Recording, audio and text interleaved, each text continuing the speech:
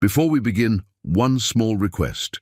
Please like, comment, and don't skip the story. If the intro feels long, skip it, but stay for the heart of the story. James is here to share today's tale, and I'll see you again, today, with love.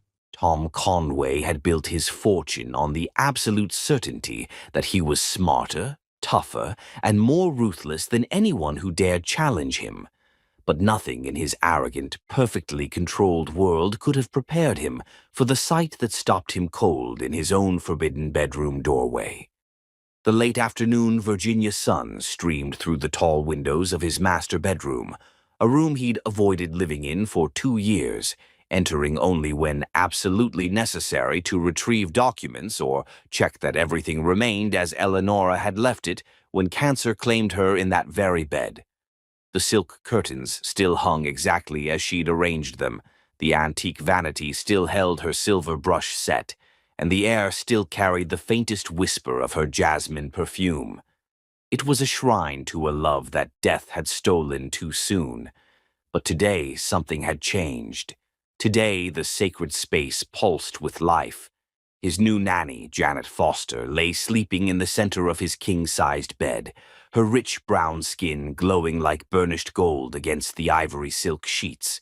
Her natural hair spread across Eleonora's pillow like a crown of midnight silk, and her face, God, her face held a peace so profound it made his chest tighten with something he'd forgotten how to feel. But it wasn't Janet alone that made his breath catch in his throat. Curled against her like sleeping angels were his twin daughters, 6-year-old Kirsty and Betty, their small bodies pressed trustingly against the woman who had somehow, in just 3 weeks, become their sanctuary. Kirsty's thumb was tucked securely in her mouth, a habit that had returned after her mother's death, while Betty clutched her worn stuffed elephant, the one she'd refused to let anyone wash because it still smelled like Eleonora's lavender soap. Tom's hand gripped the doorframe as 17 different emotions crashed through him at once. Fury that someone had dared enter his wife's sacred space. Relief that his daughters looked more peaceful than they had in 2 years. Terror at the way his heart hammered against his ribs as he watched Janet's chest rise and fall in sleep. And underneath it all, a dangerous warmth that whispered of possibilities he'd sworn never to consider again. 3 days of brutal negotiations in Chicago had left him exhausted, but seeing this, his children finding comfort in another woman's arms, sent adrenaline coursing through his veins like electricity. Tom should fire her. He should demand explanations. He should restore the boundaries that kept his world safe, predictable, and under his complete control. The same iron control that had made him one of the most feared estate owners in Virginia. Instead, he found himself stepping into the room, moving with the silent authority that had crushed countless business rivals, studying the woman who had somehow managed to do what 17 previous nannies could not, make his daughters feel safe. Janet Foster was nothing like the 17 nannies who had come before her. She didn't possess the crisp efficiency of Mrs. Hartwell, who had quit after Kirsty superglued her shoes to the floor. She lacked the stern authority of Miss Thompson, who'd fled after Betty called emergency services, claiming abandonment by caregiver. She bore no resemblance to the parade of young, eager girls who'd seen dollar signs in caring for a wealthy widower's children, all of whom had wilted under Tom's demanding standards and cold dismissals. No, Janet was something else entirely, something that made his daughters laugh again. Something that filled his empty house with music and warmth, something that threatened every wall he'd built around his heart. And Tom Conway did not appreciate threats to his control. As if sensing his presence, Kirsty stirred in her sleep, her small voice drifting through the golden afternoon light. "Mama Janet keeps the monsters away," she whispered, unconsciously reaching for Janet's hand. "She sings the nightmares gone." The words hit Tom like a physical blow. His daughters hadn't felt safe since losing their mother. They'd tested every caregiver, driven away every woman who'd tried to comfort them, as if ensuring that no one could ever hurt them by leaving again. But here was Janet Foster, somehow breaking through their defenses, somehow making them believe in safety again. And that thought should have filled him with gratitude. Instead, it filled him with panic. Janet's eyes fluttered open then, those deep brown eyes that seemed to see straight through to his soul. For a moment she looked confused, disoriented by sleep and the unfamiliar surroundings. Then she saw him standing there, and her expression shifted to something that made his breath catch. Not fear or guilt or apology, but quiet dignity mixed with fierce, protective love. She didn't bolt upright with excuses. She didn't wake the children with startled movements. Instead, she carefully, gently extracted herself from their sleeping embrace, moving with the practiced grace of someone who'd spent years caring for traumatized children. Every motion was deliberate, protective, designed to preserve their peace even as she faced his scrutiny.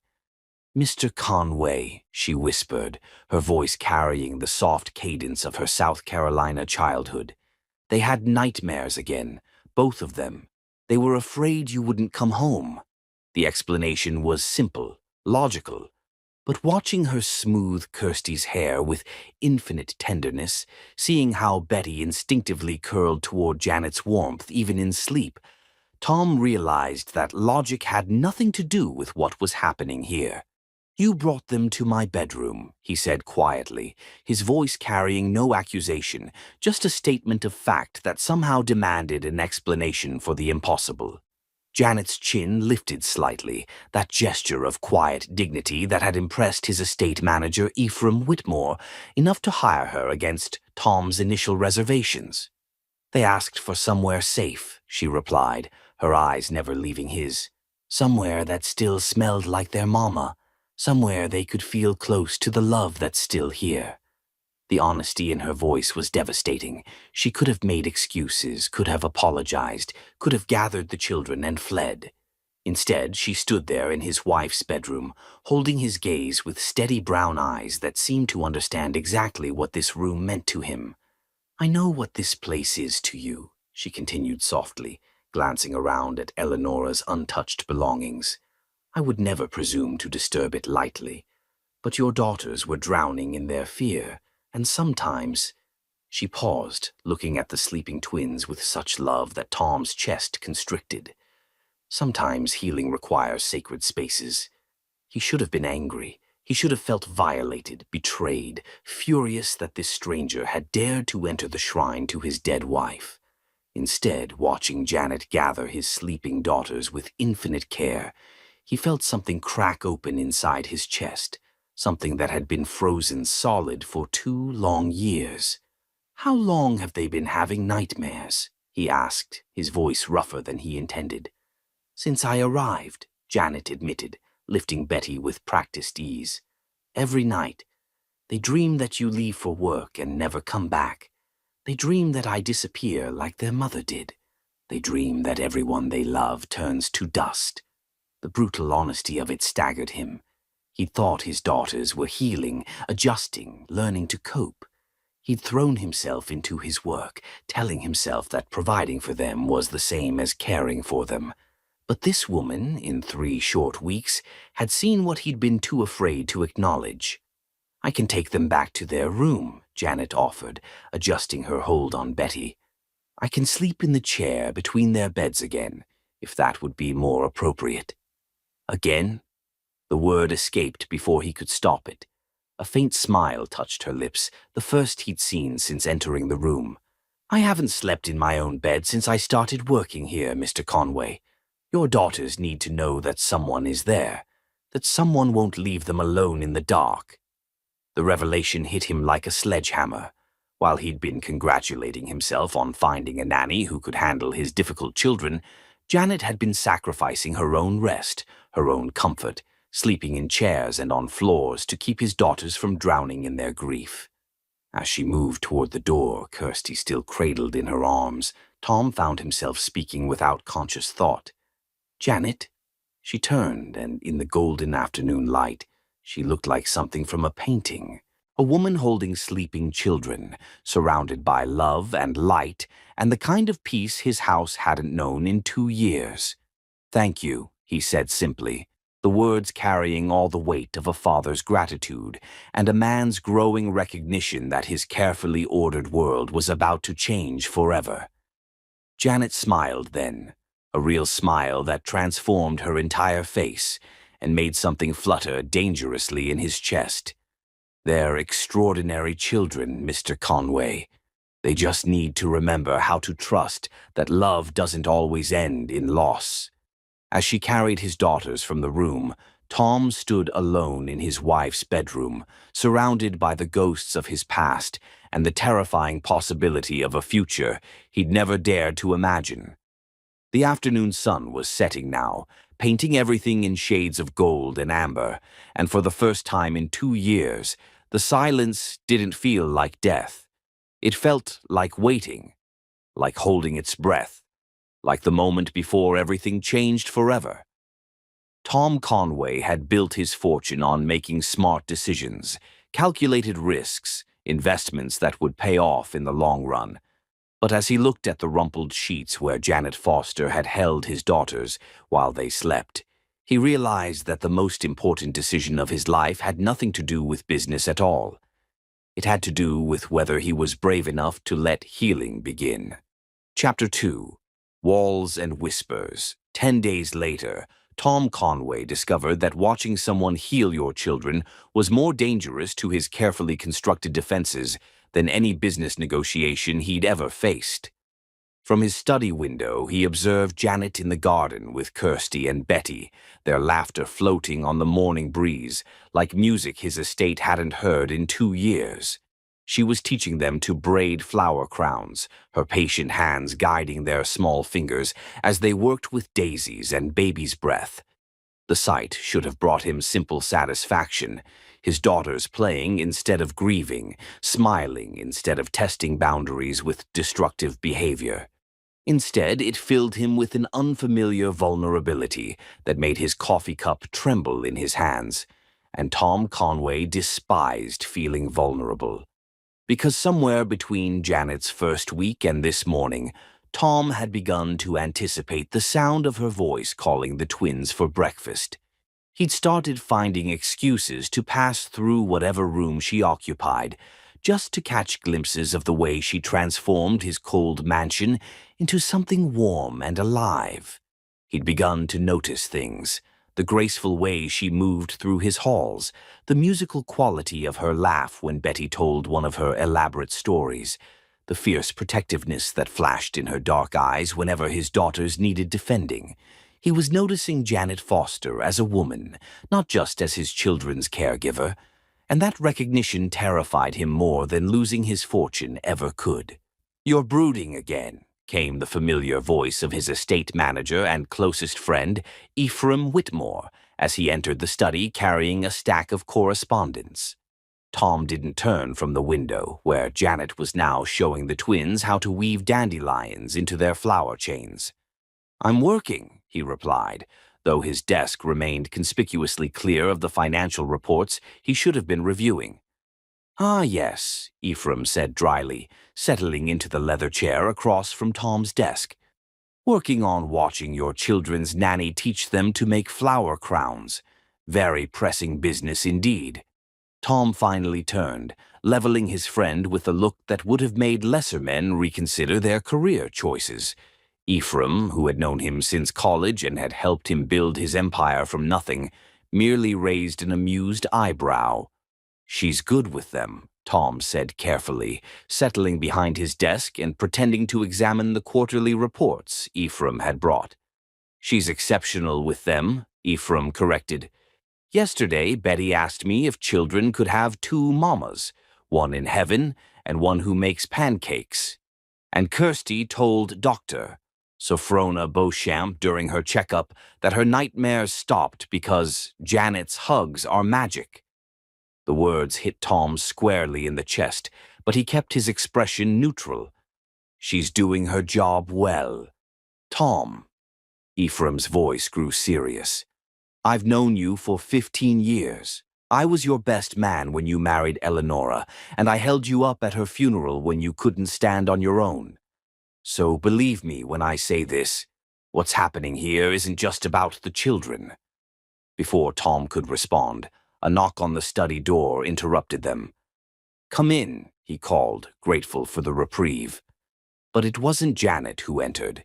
It was his business rival, Casimir Aldridge, followed by a man Tom didn't recognize. Both were dressed in expensive suits and carried the predatory air of sharks circling wounded prey. "Conway," Casimir said, his voice carrying false warmth. "I hope you don't mind the unannounced visit.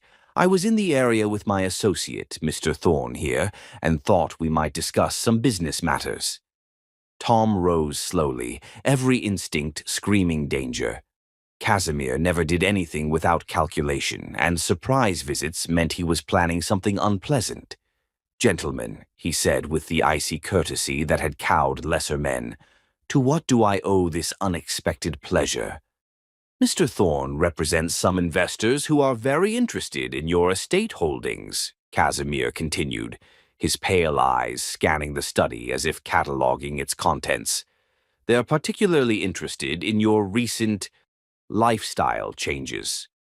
The words carried a threat that made Tom's blood run cold, but before he could respond, another knock sounded on the door. This time it was Janet who entered, carrying a silver tray with coffee and pastries. "Excuse me, Mr. Conway," she said, her voice carrying its usual warmth. "I thought your guests might enjoy some refreshments." Tom watched Casimir's expression change as he took in Janet's presence, the way his eyes traveled over her with obvious calculation, the slight smirk that suggested unpleasant thoughts. When Janet moved to serve the coffee, Casimir's attention lingered on her in a way that made Tom's hands clench into fists. "How lovely," Casimir said, his tone carrying undercurrents that made Tom's jaw tighten. "And who might this charming woman be?" "Miss Foster is my children's caregiver," Tom replied, his voice carefully neutral even as every protective instinct he possessed roared to life. "Caregiver," Casimir repeated, investing the word with implications that made Janet pause in her coffee service. "How progressive of you, Conway. Some might wonder about the wisdom of such intimate domestic arrangements for a man in your position." The insult was subtle but unmistakable, and Tom saw Janet's shoulders stiffen slightly. She finished serving the coffee with quiet dignity, but he caught the flash of hurt that crossed her features before she composed herself. "That will be all, Janet," Tom said gently. "Thank you." She nodded and moved toward the door, but not before Tom saw the way Casimir's companion watched her leave, his expression calculating in a way that made Tom want to throw them both out immediately. "Lovely woman," Thorne commented once Janet had gone. "Very devoted to her work, I'm sure." "Let's discuss why you're really here," Tom said, his patience evaporating like morning mist. Casimir smiled, but it was a predator's expression. "Very well. Mr. Thorne's investors are concerned about your company's recent instability.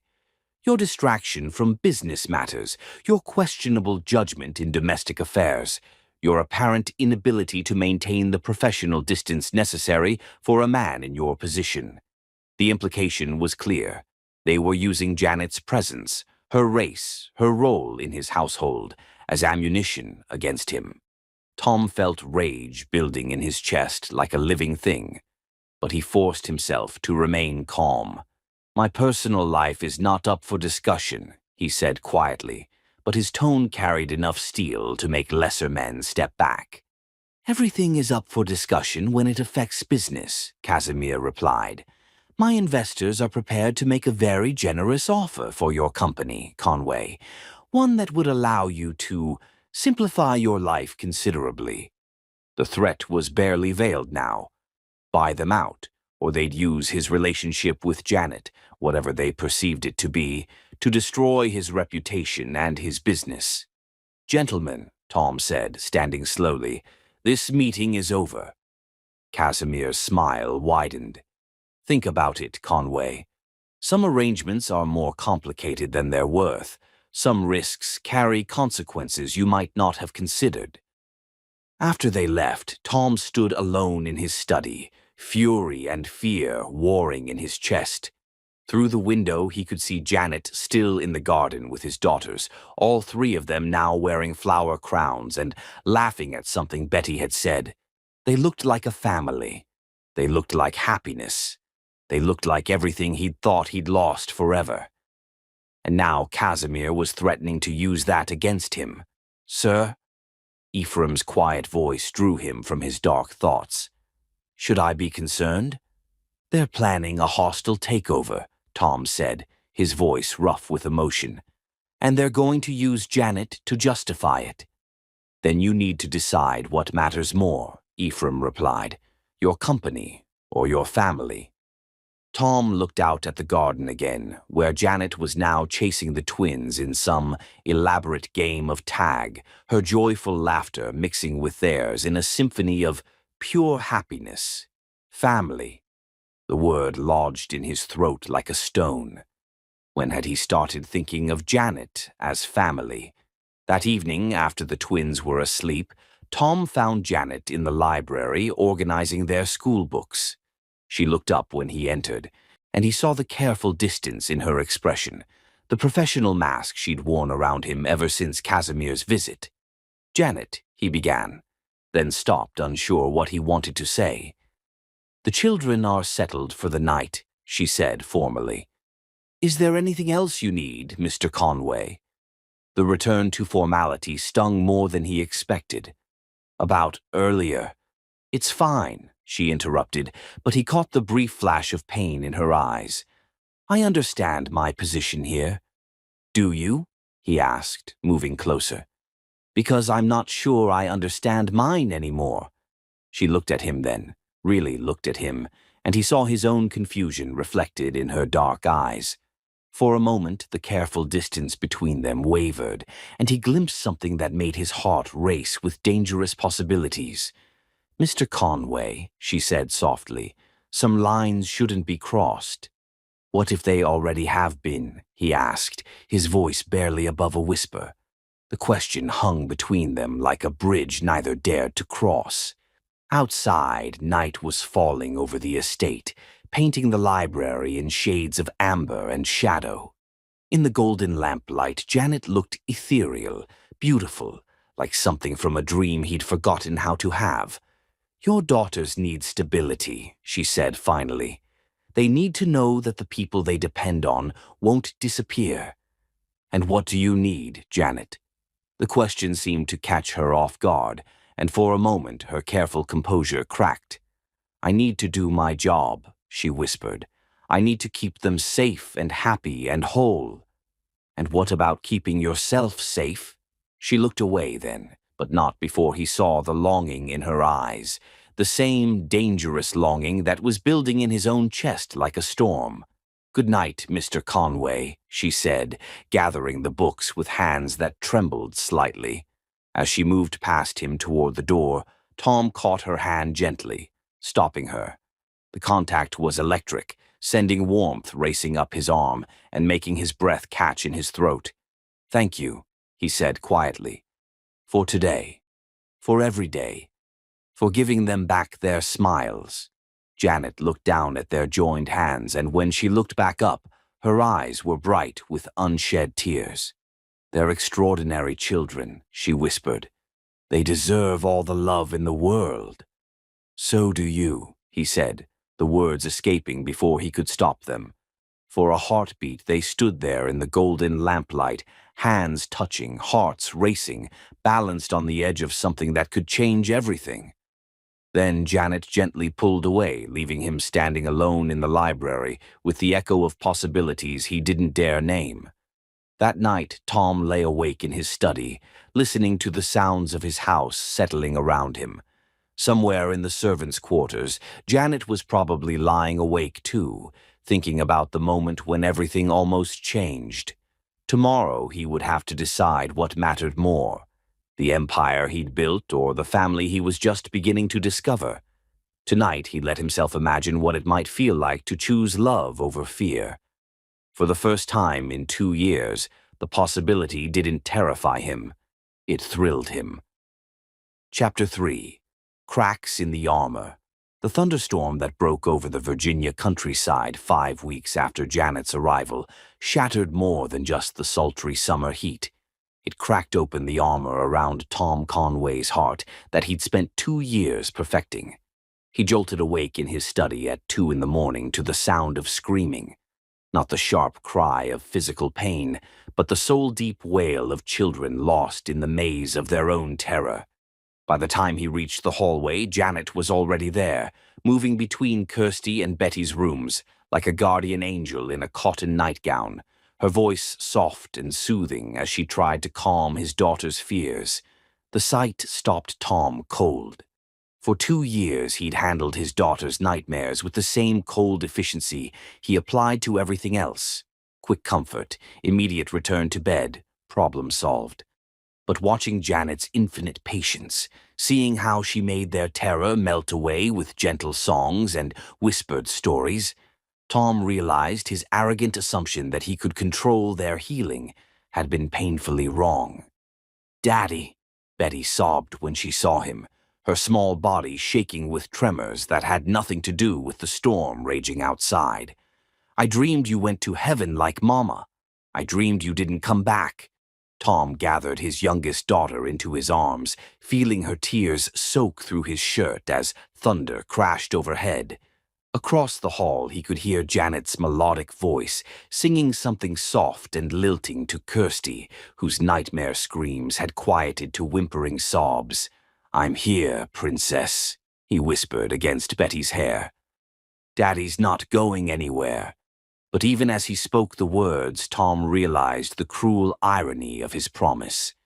Since Eleanora's death, he'd been gone more than he'd been present, losing himself in board meetings and business deals, using work as a shield against the pain of existing in a house filled with memories. His daughters had learned to fear his absence because his absence had become their reality. For the next 4 hours, as the storm raged and his children fought their demons, Tom watched Janet move between their rooms with infinite patience. She never raised her voice, never showed frustration, never stopped offering comfort, even when exhaustion painted dark circles under her eyes. She sang lullabies in 3 different languages, told stories about brave princesses who conquered their fears, and created shadow puppets on the walls that turned monsters into friends. When dawn finally broke, gray and weary over the estate, Tom found Janet slumped against the wall between the twins' doorways, still keeping watch even in sleep. Her head had fallen back against the pale yellow wallpaper, her lips slightly parted, her hands still positioned as if ready to comfort a child who might cry out in the night. She looked exhausted. She looked beautiful. She looked like everything he'd forgotten he needed. "Janet," he whispered, kneeling beside her. Her eyes fluttered open, immediately alert despite her obvious fatigue. "Are they?" "Sleeping," he assured her, gesturing toward both rooms where his daughters finally lay peaceful. "You can rest now." "I should check on them," she began, starting to rise. "You should sleep," Tom said gently, catching her arm. "You've been awake all night." "So have you," she pointed out, and he realized she was right. Somewhere during the long night vigil, they'd become partners in caring for his children, sharing the load in a way that felt as natural as breathing. "Come on," he said, helping her to her feet. "Let me make you some coffee."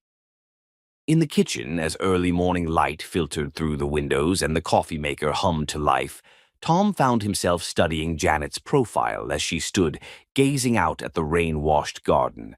Her natural hair was mussed from the night, her simple nightgown and robe somehow more elegant than any designer dress he'd ever seen.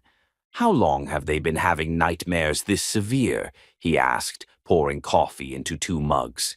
"Since their mother died," Janet replied honestly, accepting the steaming cup with grateful hands. "But they've gotten worse lately. They're terrified of losing you, too." The words hit him like a physical blow. "I didn't know." "They didn't want you to know," she said gently. "Children often protect their surviving parent by hiding their pain. They were afraid that if you knew how scared they were, you might—" She trailed off, but he understood. "Send them away," he finished. "Let someone else raise them because I can't handle it." "They're 6 years old, Tom," Janet said, and the use of his first name sent warmth spreading through his chest. "Their entire world collapsed when they lost their mother. Now they live in constant fear that their father will disappear too."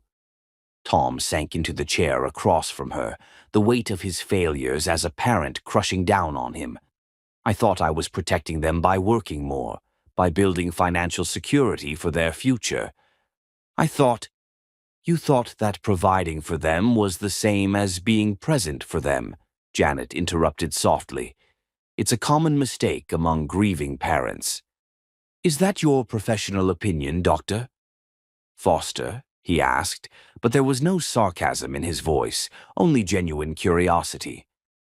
"It's my personal experience," she replied, her dark eyes growing distant. "I lost my fiancé 3 years ago in a car accident. For months afterward, I threw myself into work, thinking that helping other people's children heal would somehow make the pain more bearable." Tom felt something shift in his chest, a recognition, a kinship with someone who understood the particular weight of loss. "Did it work?" "No," she said simply. "Grief isn't something you can outrun or hide from. It demands to be felt, to be processed, to be honored. Your daughters need you to grieve with them, not despite them." They sat in comfortable silence as the morning light grew stronger, two wounded souls finding unexpected solace in shared understanding. Outside, the storm had passed, leaving the world washed clean and gleaming. "Janet," Tom began, then stopped, unsure how to voice the question burning in his chest. "Yes?" "Why did you take this job? You could work anywhere, help any family. Why here? Why us?" She was quiet for so long he thought she wouldn't answer. When she finally spoke, her voice was barely above a whisper. "Because when I met your daughters, I saw myself at their age, lost, afraid, convinced that everyone I loved would leave me. And when I met you—" She paused, her cheeks flushing slightly. "I saw a man drowning in his love for his children, desperate to do right by them, but terrified of failing them. And I thought maybe we could help each other heal." The honesty in her words was devastating, beautiful, terrifying. Tom reached across the small table and covered her hand with his, marveling at how perfectly their fingers seemed to fit together. "I haven't been a very good father since Eleonora died," he admitted. "You've been a grieving father," Janet corrected. "There's a difference." Before Tom could respond, his phone buzzed with an urgent message from his lawyer. Casimir Aldridge had filed preliminary papers for a hostile takeover, citing Tom's compromised judgment and divided attention as justification for investor concerns. "What is it?" Janet asked, seeing his expression darken. "Business," he said tersely, not wanting to involve her in the battle brewing around them. "Nothing for you to worry about." But even as he spoke the words, Tom realized they were a lie. Everything that happened to him affected Janet now, just as everything that happened to her affected him. Somewhere in the space between her arrival and this morning, their lives had become entwined in ways that went far beyond employer and employee. The realization should have terrified him. Instead, it filled him with a fierce protectiveness that surprised him with its intensity. "I should let you get some rest," he said, standing to clear their coffee cups. "Tom," Janet said, rising as well. When he turned to look at her, she was standing close enough that he could see the golden flecks in her brown eyes, close enough that the scent of her lavender soap made his head spin. "Thank you," she said simply, "for trusting me with them, for letting me be part of this." "Thank you," he replied, his voice rough with emotion, "for giving me back my daughters." They stood there in the golden morning light, separated by mere inches and 1,000 unspoken possibilities. Tom found himself studying the curve of her lips, the elegant line of her neck, the way her pulse fluttered in the hollow of her throat. He wanted to kiss her. The realization hit him like lightning, sending shockwaves through his entire body. He wanted to kiss her, to hold her, to tell her that she'd done more than heal his children. She'd begun to heal him too. But before he could act on the dangerous impulse, the sound of small feet on the stairs broke the spell between them. Kirsty appeared in the kitchen doorway, rubbing sleep from her eyes and looking smaller than her 6 years. "Janet?" she said uncertainly. "Are you still here?" "I'm still here, sweetheart," Janet assured her, immediately shifting into caregiver mode. "Did you sleep well after the storm?" "I dreamed about pancakes," Kirsty announced, and both adults laughed at the beautifully normal request. "Pancakes it is," Janet said, moving toward the refrigerator. "Would you like to help me make them?" As Tom watched his daughter climb onto a stool to help Janet measure flour, as he listened to their easy chatter and saw Kirsty's face light up with simple joy, he realized that the cracks in his armor weren't weaknesses. They were letting the light back in. For 2 years he'd lived in darkness, convinced that protecting his heart meant protecting his children. But watching Janet teach Kirsty to flip pancakes while humming softly under her breath, Tom understood that healing didn't require walls. It required courage. The courage to let someone in. The courage to risk loving again. The courage to believe that some people stayed. As Betty joined them in the kitchen, drawn by the smell of breakfast and the sound of laughter, Tom felt something shift permanently in his chest. They looked like a family, messy and imperfect and beautifully real. And for the first time since Eleanor's death, that didn't feel like a betrayal of her memory. It felt like coming home. Later that morning, after breakfast had been eaten and the twins had been dispatched to play in the garden, Tom found himself alone with Janet in the kitchen once more. She was washing dishes, humming the same lullaby she'd sung during the storm, and the domestic simplicity of the moment made his heart ache with unexpected longing. "Janet," he said, his voice catching slightly. She turned, soap bubbles still clinging to her hands, and looked at him with those dark eyes that seemed to see straight through to his soul. "I need you to know," he began, then stopped, struggling to find words for feelings he'd thought were buried forever. "What you've done for us, for them, for me, it's more than just a job. You've given us back our lives." "You've given me a purpose," she replied softly. "A reason to believe that love doesn't always end in loss." They stood there in the sunlight streaming through the kitchen windows, surrounded by the ordinary magic of pancake batter and coffee cups, while something extraordinary passed between them.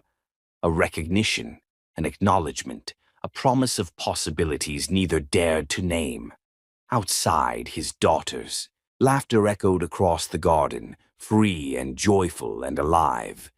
Inside, Tom Conway felt his carefully guarded heart crack open just a little wider, letting in more light, more hope, more love than he'd thought possible. The armor he'd built to protect himself was crumbling, and for the first time in 2 years, he was grateful for the cracks. Chapter 4. The Art of Falling. 3 weeks after the storm, Tom Conway made a discovery that would have sent his business rivals into shocked silence. The most ruthlessly controlled man in Virginia was standing in an art gallery, commissioning a portrait because he'd fallen completely, helplessly in love with the way sunlight looked in a woman's hair. "You want me to paint what, exactly?" asked Roxalana Ashbourne, Janet's best friend and the owner of the most prestigious gallery in Richmond. Her Turkish ancestry had blessed her with dramatic dark eyes that could intimidate wealthy collectors. But right now they held only amused confusion as she studied Tom across her mahogany desk. "Janet, reading to my daughters," Tom repeated, feeling his legendary composure crack around the edges. "In the library. There's this moment every evening when the light comes through the windows, just so, and she—" He trailed off, realizing how far he'd fallen from the man who'd once prided himself on never showing weakness. "And she looks like a Renaissance Madonna come to life," Roxalana finished with a knowing smile. "Tom Conway, you magnificent fool, you're completely gone for her, aren't you?" The directness of the question caught him off guard. In business, Tom was legendary for his poker face, but something about Roxalana's warm understanding stripped away his usual defenses. "Is it that obvious?" he asked, sinking into the leather chair across from her desk. "Only to someone who knows what love looks like," she replied gently. "Janet talks about you and those girls constantly. She lights up like a Christmas tree when she mentions how Betty finally learned to tie her shoes, or how Kirsty wrote a story about brave princesses. But when she talks about you—" Roxalana paused, studying his face. "When she talks about you, she gets this look, like she's discovered something precious and fragile that she's afraid to touch." "She thinks I'm her employer," Tom said, running a hand through his hair. "She thinks crossing that line would be unprofessional." "And what do you think?" The question hung in the air between them, heavy with implications Tom wasn't sure he was ready to face. What did he think? That Janet Foster had walked into his broken family and somehow made them whole again? That watching her braid his daughter's hair sent warmth shooting through his chest like sunlight? That the sound of her laughter had become the best part of his day? "I think," he said slowly, "that I'm falling in love with my children's nanny, and I have no idea what to do about it." Roxalana's smile was radiant. "You do what men have been doing since the beginning of time, darling. You fight for her." 2 days later, Tom stood in his garden at sunset, watching Janet chase fireflies with Kirsty and Betty.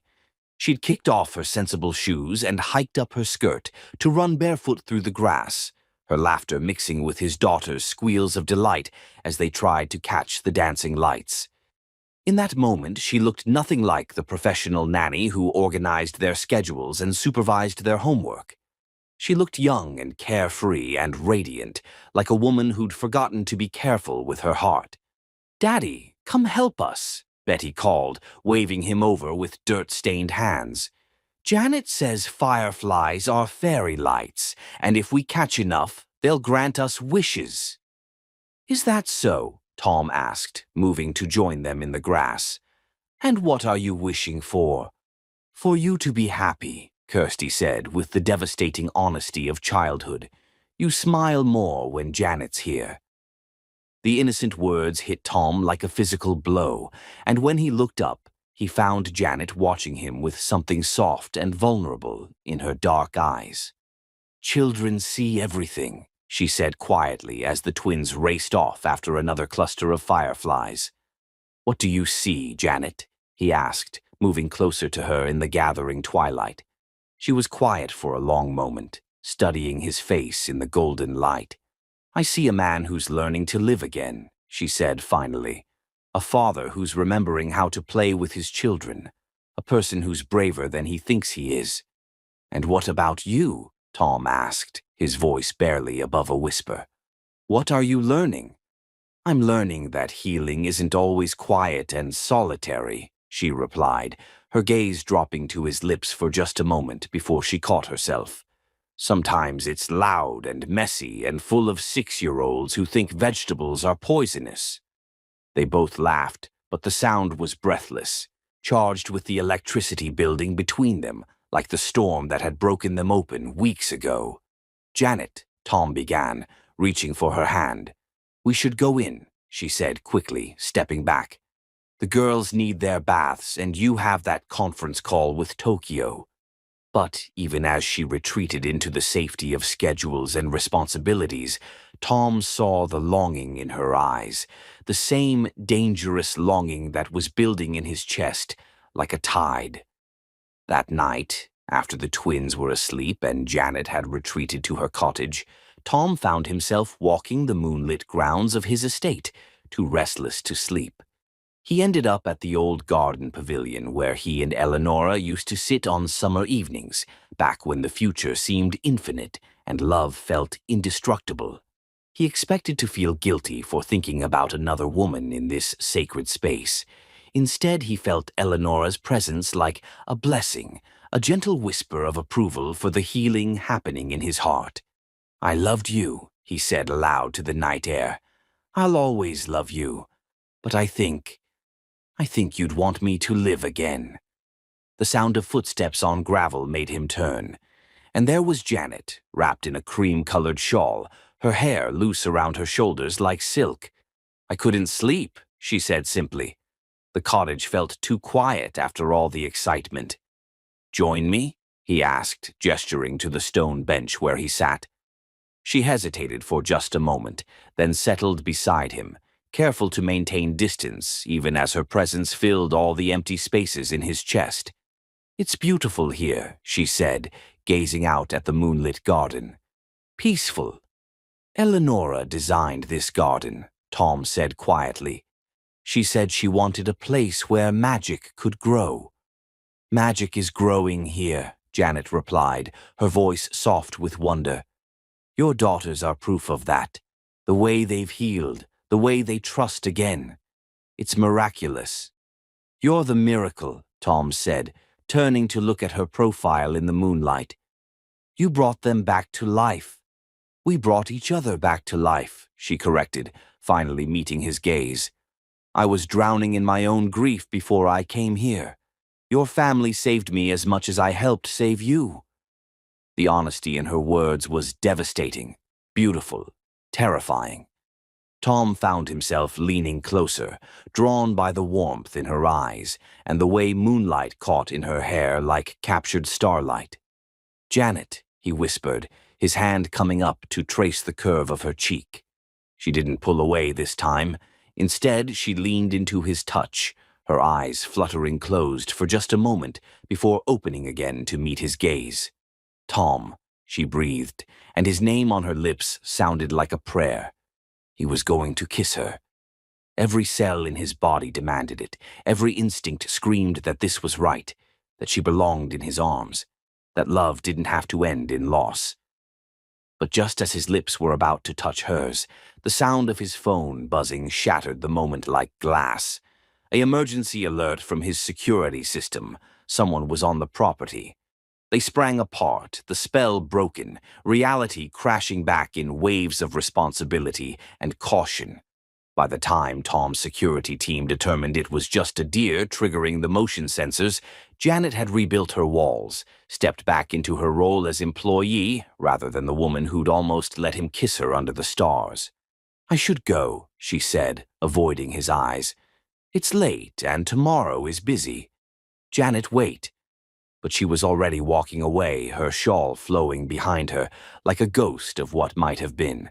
Tom stood alone in the pavilion, his heart racing and his lips tingling with the kiss that hadn't happened. Around him, Eleonora's garden bloomed in the moonlight, beautiful and serene and full of possibilities he was too afraid to claim. The next morning brought crisis in the form of Casimir Aldridge's latest attack. His lawyers had filed injunctions questioning Tom's fitness as a guardian, citing questionable domestic arrangements and compromised judgment. The subtext was clear. They were using his relationship with Janet, whatever they perceived it to be, as ammunition. "They can't actually take the children," his lawyer assured him during an emergency meeting, "but they can make things very uncomfortable, very public. And if there's any truth to their implications about your relationship with Ms. Foster... There's nothing inappropriate happening," Tom said sharply, even as the memory of almost kissing her burned in his chest. "Good," his lawyer replied, "because any hint of impropriety could give them exactly the leverage they need." That afternoon, Tom found Janet in the library with the twins, helping them with their art project.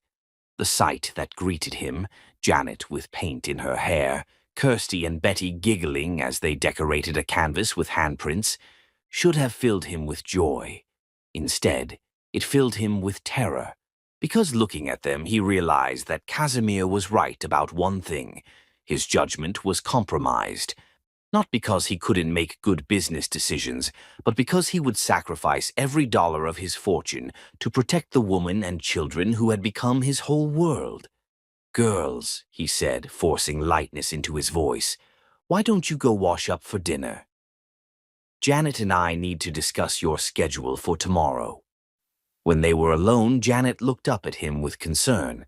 "Is everything all right? You look terrified," he finished honestly. "I look terrified? Of what?" Tom studied her face, the face that had become as essential to his happiness as breathing, and felt his carefully constructed resolve crumble. "Of losing you," he said simply. "Of falling in love with you and having it destroy everything we've built." The words hung between them like a bridge neither knew how to cross. Janet's eyes filled with tears, but whether they were tears of joy or sorrow, Tom couldn't tell. "Tom," she whispered, his name broken and beautiful on her lips. "I know it's complicated," he rushed on. "I know there are 1,000 reasons why this is impossible, why we should maintain professional distance, why loving you could cost us everything." "And?" she asked, stepping closer. "And I don't care about any of them," he said, his voice rough with emotion. "I'm falling in love with you, Janet Foster, and I don't know how to stop." She reached up and touched his face with paint-stained fingers, her brown eyes bright with unshed tears. "What if I don't want you to stop?" she whispered. And in that moment, standing in his library surrounded by children's artwork and the ghosts of what used to be, Tom Conway realized that the most terrifying thing about falling in love wasn't the possibility of losing everything. It was the possibility of gaining everything he'd never dared to dream of, and finally learning to believe he deserved it. Chapter 5. The Point of No Return. At 2:17 a.m. on a Tuesday, 9 weeks after Janet's arrival, a Tuesday that would forever divide Tom Conway's life into before and after, his phone rang with the kind of call every parent dreads. Betty was in the hospital, and she was asking for Janet. "Appendicitis," Dr. Sophrona Beauchamp explained tersely as Tom burst through the emergency room doors, still wearing the suit from his late dinner with estate investors, his usually perfect composure shattered by the frantic drive through empty streets. "We caught it just in time, but she needs surgery immediately." "Where is she?" Tom demanded, his heart hammering against his ribs with a rhythm that matched the beeping machines surrounding them. "Room 3. But Tom," Dr. Beauchamp caught his arm as he started toward the corridor. "She's been crying for Janet since the ambulance brought her in. The school called you first, of course, but they said she won't let anyone else comfort her."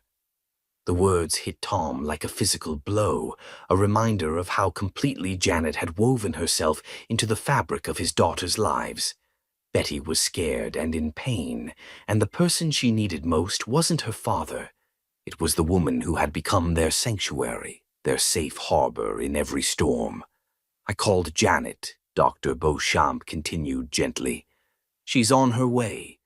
Tom found his youngest daughter in the pre-op room, looking impossibly small against the white hospital sheets, her face streaked with tears and her little hand clutching the worn elephant that still smelled of Eleonora's lavender soap. When she saw him, her face crumpled with fresh sobs. "Daddy!" she wailed, reaching for him with desperate arms. "It hurts, and I was so scared you wouldn't come."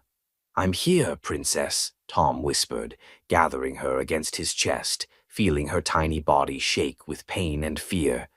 "Daddy's here, and you're going to be just fine." But even as he spoke the words, even as he held her close and stroked her hair and promised her everything would be all right, Tom could feel Betty's tension, her continued distress despite his presence. "Where's Janet?" she asked between hiccuping sobs. "I want Janet. She makes the scary things go away." Before Tom could answer, Janet appeared in the doorway, still wearing her nightgown under a hastily thrown-on coat, her hair flowing loose around her shoulders and her face pale with worry. She'd clearly run from her car, and her eyes immediately found Betty's small form on the hospital bed. "Oh, sweetheart," Janet breathed, rushing to Betty's side. "I'm here. Janet's here." The change in his daughter was immediate and profound. Betty's sobs quieted to whimpers, her body relaxing as Janet took her other hand and began speaking in the soft, melodic voice that had soothed countless nightmares. "The doctors are going to make your tummy all better," Janet said, smoothing Betty's hair with infinite tenderness. "And Daddy and I will be right here waiting for you when you wake up." "Promise?" Betty whispered, her 6-year-old eyes huge with fear. "I promise," Janet said solemnly, and Tom watched his daughter's grip on Janet's hand tighten with desperate trust. As the medical team prepared to take Betty to surgery, Tom found himself relegated to the background, watching Janet work her gentle magic while his own helplessness crashed over him in waves. He was Betty's father, her protector, the person who was supposed to make everything better. But in this crisis, it was Janet she needed, Janet she trusted to keep her safe.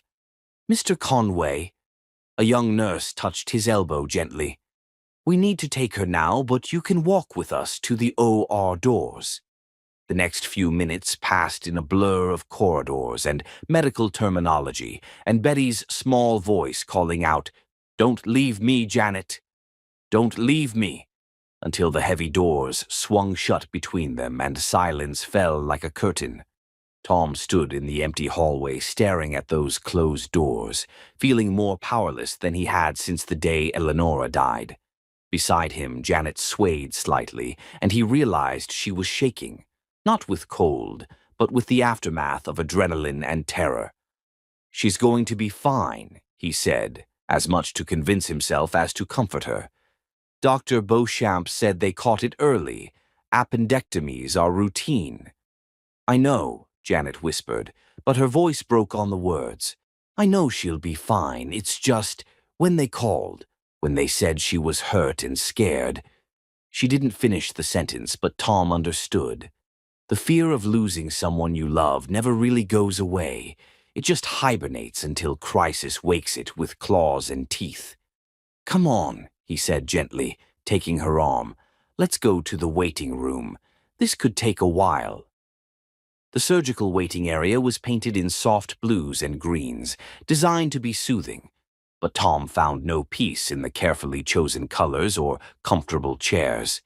He paced like a caged animal while Janet sat curled in a corner chair, her arms wrapped around herself as if holding herself together by force of will. "Tom," she said quietly after an hour of silence, "sit down. You're going to wear a hole in the floor." He settled in the chair beside her, close enough to catch the faint scent of her lavender soap beneath the antiseptic hospital smell. They sat in silence for another hour, united in their fear and love for the little girl behind those surgical doors. "I've been thinking about what you said," Janet said suddenly, her voice barely above a whisper. "About falling in love." Tom's heart stopped. "Janet—" "Let me finish," she interrupted, her dark eyes meeting his with devastating honesty. "I've been thinking about what you said and about what I've been feeling, and about how terrified I am of all of it." "You don't have to." "Yes, I do," she said firmly. "Because sitting here tonight, waiting to find out if Betty's going to be okay, I realized something important." Tom held his breath, afraid to hope, afraid to breathe, afraid to do anything that might shatter this moment of truth between them. "I realized that I'm already in love with her," Janet continued, tears starting to slide down her cheeks. "I'm already in love with both of them, and with you, and the thought of losing any of you is killing me." The words hit Tom like lightning, sending shockwaves through his entire body. She loved them. She loved him. This remarkable woman had opened her heart to his broken family and chosen to love them despite every risk, every complication, every reason to protect herself. "Janet," he breathed, reaching for her hands. "I know it's complicated," she rushed on, as if afraid she'd lose her courage. "I know there are 1,000 reasons why this could be a disaster. I know your business rivals are using our relationship against you, and I know society will have opinions about us, and I know—" "I know I love you too," Tom interrupted, his voice rough with emotion. "I know I've been falling in love with you since the day I found you sleeping with my daughters in Eleanor's bed. I know you've healed us in ways I didn't think were possible, and I know that sitting here tonight, the only thing that matters is that we're in this together." Janet's tears came faster now, but they were tears of relief, of joy, of love finally acknowledged and shared. "What happens now?" she whispered. Before Tom could answer, Dr. Beauchamp appeared in the waiting room doorway, still wearing her surgical scrubs and smiling the tired but triumphant smile of a doctor bearing good news. "She's perfect," she announced. "Surgery went beautifully, no complications, and she's already asking for pancakes." The relief that flooded through Tom was so intense it left him dizzy. Betty was safe. His baby girl was going to be fine. "She's asking for both of you," Dr. Beauchamp continued with a knowing smile. "Specifically, she wants Daddy and Janet to come together because families stay together. Families." The word lodged in Tom's throat like a gift. As they walked toward Betty's recovery room, Tom caught Janet's hand in his, their fingers intertwining with the natural ease of puzzle pieces finding their perfect fit. "So what happens now?" Janet asked again, echoing her earlier question. "Now," Tom said, bringing her hand to his lips and pressing a gentle kiss to her knuckles, "we stop being afraid of calling this what it is." "And what is it?" Tom stopped walking, turning to face her in the sterile hospital corridor, with fluorescent lights humming overhead and the distant sound of medical equipment beeping like mechanical heartbeats. "It's love," he said simply. "Complicated, terrifying, beautiful love. It's family. It's everything I thought I'd lost forever, and everything I never dared to hope for again." Janet smiled then, the first real smile he'd seen from her all night, and it was radiant enough to light up the entire hospital. "I love you, Tom Conway," she said, standing on her tiptoes to press a soft kiss to his cheek. "I love you and your beautiful daughters, and I'm done being afraid of that." "I love you too, Janet Foster," he replied, his arms coming around her waist, "and I'm done letting fear make decisions for us." As they entered Betty's room together, hand in hand, Tom felt something shift permanently in his chest. They'd crossed the point of no return, acknowledged what had been building between them for months, claimed their right to love each other despite every obstacle. Betty looked up at them from her hospital bed, her face still pale but her eyes bright with medication and relief. When she saw their joined hands, her face broke into a smile that was pure sunshine. "Are you going to get married now?" she asked with the devastating directness of childhood. "Because Kirsty and I voted, and we want Janet to be our new mama." Tom looked at Janet, seeing his own shock and joy reflected in her dark eyes. They just admitted they loved each other, and already his daughters were planning their wedding. "Well," Janet said, settling into the chair beside Betty's bed without releasing Tom's hand, "I think that's something we'll need to discuss as a family." "A family," Betty repeated happily, settling back against her pillows. "I like that." As Tom watched Janet fuss over his daughter, adjusting her blankets and smoothing her hair with the automatic tenderness of a mother, he realized that love hadn't made things more complicated. It had made everything beautifully simple. They were a family. They'd been a family since the day Janet chose to comfort his children in their hour of need. Tonight, they'd simply found the courage to acknowledge what their hearts had known all along. Outside Betty's hospital room window, dawn was breaking over Virginia, painting the sky in shades of rose and gold.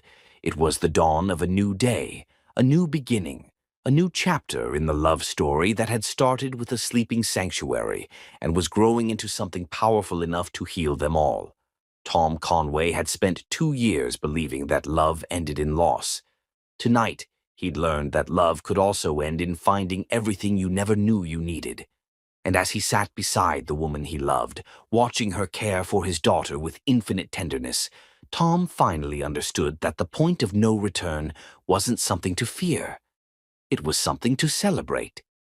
Chapter 6. Courage in the Darkness. The letter arrived on a Thursday morning exactly 1 week after Betty's surgery, delivered by Larkin Montague with hands that trembled slightly as he placed the cream-colored envelope on Tom's desk, an envelope that bore Eleonora's distinctive handwriting and carried the power to change everything. "She made me promise," Larkin said quietly, his usually composed demeanor cracked with emotion as he watched Tom stare at his late wife's familiar script. 2 days before the cancer took her, when the doctors told her there was nothing more they could do, she wrote this: "Made me swear to give it to you when you found love again." Tom's hand shook as he picked up the envelope, feeling the weight of words written by the woman he'd loved with everything he had, intended for the moment when he'd found the courage to love again. Through his study window, he could see Janet in the garden with Kirsty and Betty, the three of them weaving flower crowns in the morning sunshine, their laughter floating on the warm Virginia breeze. "She knew," Tom whispered, his voice rough with emotion. Somehow, she knew this would happen. "Eleonora always said love recognizes love," Larkin replied gently. "She told me that if she had to leave you, she wanted to make sure you didn't spend the rest of your life alone. She said ... He paused, swallowing hard. "She said you deserved to remember how to smile." With fingers that felt clumsy and numb, Tom opened the envelope and unfolded the letter, Eleonora's voice speaking to him across the void of death, with words that made his eyes burn with tears. "My darling Tom, if you're reading this, it means you've found someone who makes you remember how to smile. Don't you dare let my death steal your chance at happiness. I've watched you these past months, seen how you're drowning in grief and guilt, and it breaks my heart to know that loving me might keep you from loving again. The woman who captures your heart will be extraordinary. I know this because you are extraordinary, and you deserve nothing less. Love her with everything you have. Let our girls know what a family filled with joy looks like. Build something beautiful from the ashes of what we lost. I'm not asking you to forget me. I'm asking you to honor what we had by being brave enough to love again. The greatest tribute to our marriage would be for you to find happiness, to give Kirsty and Betty the gift of watching their father choose life over merely surviving. Be happy, my love.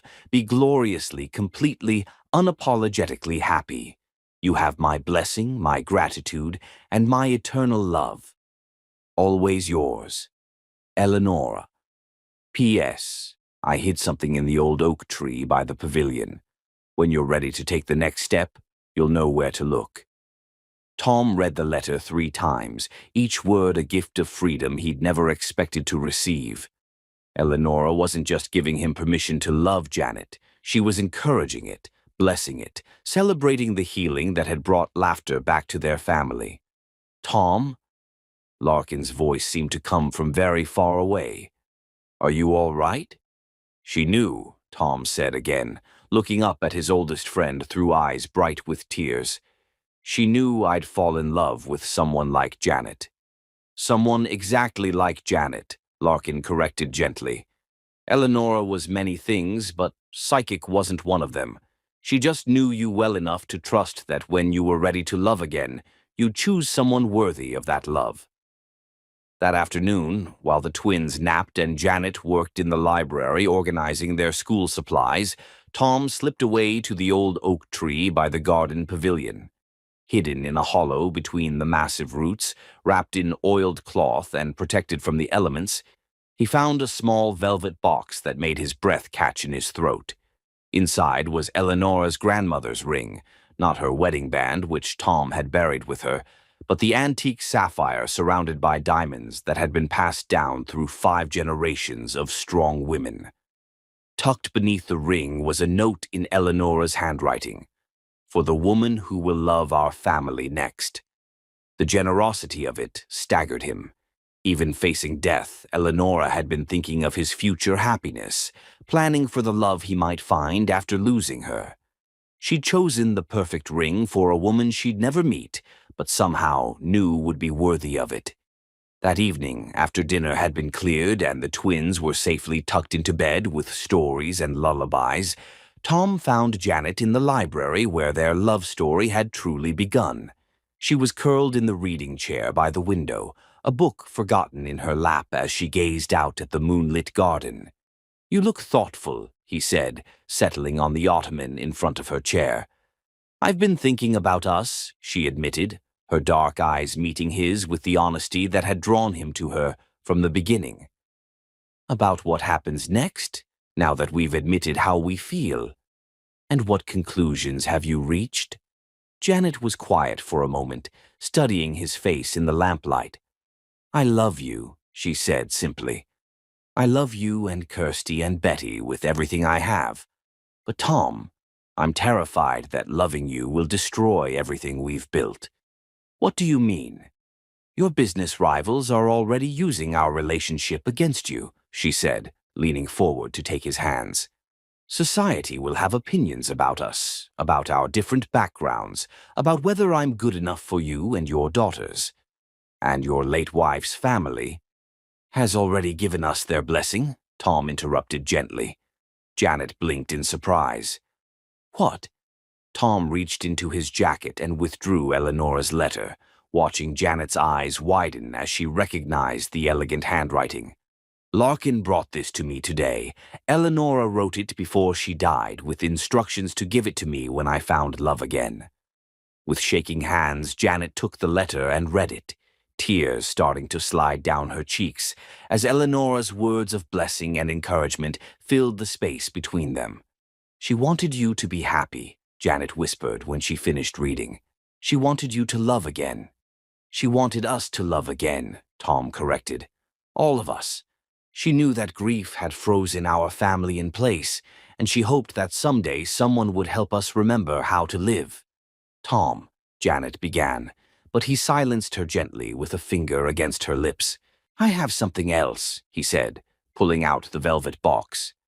Janet's breath caught as he opened it, revealing the sapphire ring that seemed to capture all the lamplight in the room and hold it like trapped starlight. "This was Eleanora's grandmother's ring," Tom explained, his voice rough with emotion. "She left it for the woman who would love our family next." "Janet Foster, I'm not asking you to replace Eleanora. No one could ever do that. I'm asking you to build something new with us, something that honors what we've lost while celebrating what we've found." "Tom," Janet breathed, her eyes wide with wonder and fear and love. "I'm asking you to marry me," he said, his heart hammering against his ribs as he took the ring from the box. "I'm asking you to be my wife, Kirsty and Betty's mother, the woman who completes our family and makes us whole." Janet stared at the ring, then at his face, then back at the ring, as if she couldn't quite believe what was happening. "I'm scared," she whispered honestly. "I'm scared of losing you, of not being enough, of society's judgment, of 1,000 things that could go wrong." "I'm scared too," Tom admitted. "I'm terrified that loving you this much makes me vulnerable in ways I swore I'd never be again." "But Janet, the alternative is worse. The alternative is spending the rest of my life safe and alone and miserable, watching my daughters grow up without ever seeing their father truly happy." "And if something happens to me?" she asked, her voice breaking. "If I get sick, or there's an accident, or—" "Then we'll have loved each other completely while we could," Tom said firmly. "Janet, I spent 2 years being afraid of loss instead of grateful for what I still had. I won't make that mistake again. I won't let fear steal one more day of happiness from us." Janet looked down at the ring again, then at Eleanora's letter, then at Tom's face, the face of the man who'd somehow convinced her that love didn't always end in sorrow. "What do Kirsty and Betty think about this?" she asked. Tom smiled. "They've been planning our wedding since the hospital. Betty's already chosen her flower girl dress, and Kirsty's been practicing walking in high heels so she can be your maid of honor." Despite her tears, Janet laughed, the sound bright and joyful and full of hope. "They really want me to be their mother." "They already consider you their mother," Tom said gently. "This would just make it official." Janet was quiet for a long moment, studying the ring that represented not just Tom's love, but Eleonora's blessing and the girl's acceptance and the promise of a family built on something stronger than fear. "Yes," she whispered, extending her trembling hand. "Yes, I'll marry you." The ring slipped onto her finger as if it had been made for her, the sapphire catching the lamplight and throwing blue fire against the library walls. Tom pulled her into his arms then, holding her close as months of careful distance finally dissolved into the relief of acknowledged love.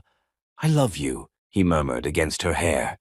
"I love you, and I'm going to spend the rest of my life making sure you never doubt it." "I love you too," she replied, pulling back to look at his face. "All of you. This whole complicated, beautiful, impossible family." They kissed then, soft and sweet and full of promise, in the library where their love had taken root and grown into something neither had dared to hope for. Outside, the Virginia night was warm and peaceful, full of possibility and starlight, and the whispered blessings of a woman who'd loved them enough to set them free. When they finally broke apart, breathless and glowing with happiness, Janet looked down at the ring on her finger and smiled. "What happens now?" she asked. "Now," Tom said, pulling her close again, "we tell our daughters that Janet Foster is going to become Janet Conway, and we start planning the wedding of the century." "Just promise me one thing," Janet said, her dark eyes serious despite her smile. "Anything. Promise me we'll always remember how precious this is," she said, gesturing to encompass everything, the ring, the love, the family they'd built from broken pieces. "Promise me we'll never take it for granted." "I promise," Tom said solemnly, sealing the vow with another kiss that tasted like forever.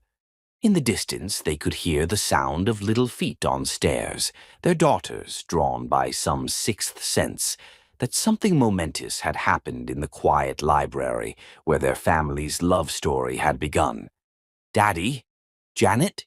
came Kirsty's sleepy voice from the doorway. "Are you getting married now?" Tom and Janet looked at each other and laughed, the sound bright with joy and wonder, and the perfect rightness of everything falling into place. "Yes, sweetheart," Janet said, opening her arms to welcome both girls as they ran to her. "We're getting married." "Finally," Betty exclaimed, throwing her arms around Janet's neck. "We've been waiting forever." As Tom watched his daughters celebrate with the woman who would soon officially be their mother, as he felt Janet's hand warm and sure in his, and saw the sapphire ring catching the light like a promise, he realized that courage wasn't the absence of fear. It was choosing love anyway, despite the fear, because of the magnificent possibilities that lay waiting on the other side of bravery. They'd found the courage to love again. Now they were going to find the courage to build a future together, one day at a time, one kiss at a time, one moment of joy at a time. And it was going to be beautiful. Chapter 7. Building Bridges. 2 weeks after Tom's proposal, Janet Conway-to-be discovered that planning a wedding was significantly easier than learning to be loved by a man who treated her like a queen, especially when his 6-year-old daughters had appointed themselves wedding consultants with very strong opinions. "The roses have to be white," Kirsty announced from her perch on the kitchen counter, where she was supposedly helping Janet prepare lunch while actually commandeering the entire wedding planning process. "Because white means new beginnings, and you and Daddy are getting a new beginning." "And there have to be fairy lights everywhere," Betty added from the table, where she was drawing wedding dress designs. "Like the fireflies we caught that night when Daddy started smiling again." Janet smiled as she watched the twins plan her wedding with serious concentration. In the 2 weeks since Tom had proposed, their family dynamic had shifted beautifully. The girls no longer called her Janet with formality. Now she was Janet, who's going to be our mama, delivered with breathless excitement. "What do you think about the music?" Janet asked. "What songs should we dance to?" "Something that makes Daddy cry happy tears," Kirsty said immediately. "Like when he watches you sing us to sleep." "And something that makes you spin around like a princess," Betty added with a dramatic twirl. "Those are excellent suggestions," Janet said seriously. "I'll make sure to tell Daddy about the spinning requirement." "Tell Daddy what about spinning?" Tom's voice from the doorway made all three of them turn, and Janet felt her pulse quicken the way it had every time she'd seen him over the past 2 weeks. Her engagement had given her permission to openly admire everything about him. "That Janet has to spin when you dance at the wedding," Betty explained seriously. "It's a rule." "A very important rule," Tom agreed, moving to wrap his arms around Janet's waist. The casual intimacy still sent shivers down her spine. "Any other rules I should know about?" he asked, pressing a kiss to Janet's head that made both girls giggle. "No boring speeches," Kirsty declared, "and the cake has to have flowers that taste good." "Noted," Tom said solemnly. "Anything else?" "You have to promise to love Janet forever and ever," Betty said, her face suddenly serious. "Even when she gets old and wrinkly." "I promise," Tom said, his voice rough with emotion. "I promise to love Janet forever and ever, even when we're both old and telling you girls to turn down your music." Later that afternoon, Janet found herself at Atelier Ravensdale's exclusive bridal boutique, surrounded by silk and satin, while the twins sat on a velvet couch like tiny judges. "My dear," Ottilie said, stepping back to survey Janet in the ivory silk dress, "you are absolutely glowing. Tom Conway is a very fortunate man." Janet turned to the three-way mirror, barely recognizing the radiant woman staring back. The dress was simple but exquisite, ivory silk that flowed like water, with delicate beading that caught the light. "What do you think, girls?" Janet asked. "You look like a real princess," Betty breathed. "You look like someone Daddy would want to marry," Kirsty added with 6-year-old pragmatism. "You're not supposed to see the dress before the wedding," Ottilie scolded as Tom appeared in the doorway. "I'm not looking at the dress," Tom replied, his eyes fixed on Janet's face. "I'm looking at my fiancée, and she's perfect." "How did your meeting go?" Janet asked, worried about the ongoing business pressures. "Better than expected," Tom said. "Larkin's legal team found discrepancies in Casimir's financial filings. Turns out he's been embezzling from his own charity foundation." "How fortunate for us," Tom continued. "It means his accusations lose credibility when they come from someone under federal investigation."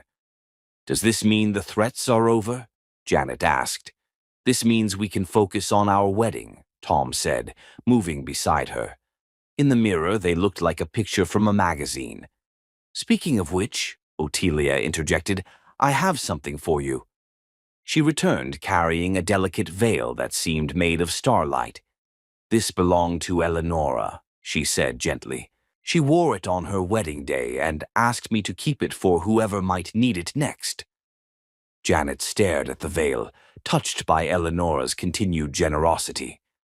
"I don't know if I should," she began. "You should," Tom said firmly. "Eleonora would want you to have it." With trembling hands, Janet allowed Ottilie to place the veil on her head, watching in the mirror as it transformed her into a bride ready to marry the man she loved.